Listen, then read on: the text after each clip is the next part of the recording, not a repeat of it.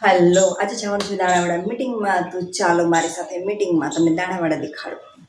દાણાવાડા જવાનું હોય એટલે સુરેન્દ્રનગર વટ્યું એટલે આ પેલું ગામ આવે શેખપર. તો તમે જુઓ આ શેખપર ગામ છે અને આ છે ગોદાવરીનો પુલ. અને જો સામે દેખાય છે ગોદાવરી ગામ છે અને ગોદાવરીનું પાણી ભરેલું છે.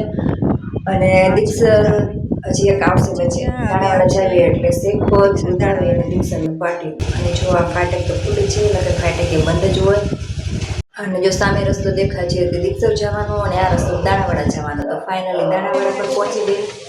મીટિંગ થઈ ગઈ પૂરી અને વળતામાં મને પહોંચી તો થોડા છાંટા આવતા હતા. તો મને એમ થયું ઊભું નથી રહું, થોડા છાંટા આવે છે. પણ વચ્ચે પહોંચી તો એકદમ જોરદારનો વરસાદ આવવા માંડ્યો અને કે ઝાડવું પણ નહીં નીચે ઉભરાયું. અને ફાઇનલી જેમ તેમ કરીને ગોદાવરી પણ પહોંચી ગઈ. પછી વરસાદનો તો એકદમ ઢગલો થઈ ગયો અને હારે ચોપડા બધા પલળી ગયા.